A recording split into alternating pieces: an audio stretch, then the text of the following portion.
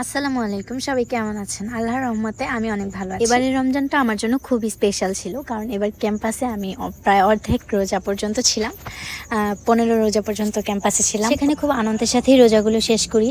সেখানে আসলে কোনো কষ্টই হয়নি রোজাগুলো রাখতে, অনেক ভালো লেগেছে। আর হলমেটদের সাথে ইফতার পার্টি, এছাড়া আমাদের উপজেলা অ্যাসোসিয়েশন থেকে ইফতার পার্টি, ফ্রেন্ড সার্কেলদের সাথে ইফতার পার্টি, বিভিন্ন সংগঠন থেকে সব মিলিয়ে প্রত্যেকটা দিনই জোশ ছিল। দিন রোজা রাখার পর আসলে ইফতারের সময়টাই তো সবচেয়ে আনন্দের, তাই না? তো ক্যাম্পাস থেকে আসার পরপরই হচ্ছে আমার ছোট বোন নদী বলছে যে আমার জন্য অপেক্ষা করছিল, ইফতার পার্টি করবে।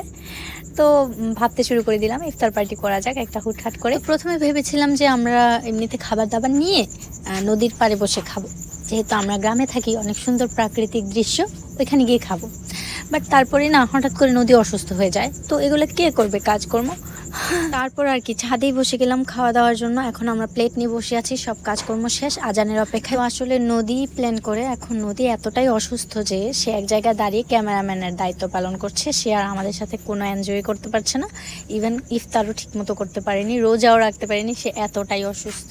সবাই তার জন্য দোয়া করবেন। আজকে অনেক মজা করলাম, আসলে খেতে বসে এত মজা করা, কথা বলা, ছবি তোলা, মানে এগুলো আসলে হয় না রেগুলার। তাই এটাকে আমরা ইফতার পার্টি বলে থাকি, যে একটু অন্যরকম হবে, সবাই একসাথে বসে খাবে, একটু কথাবার্তা হবে, অনেক আড্ডা হবে। তো যাই হোক, এটাই ছিল আজকের ইফতার পার্টি। সবাই ভালো থাকবেন, সুস্থ থাকবেন। আসসালামু আলাইকুম।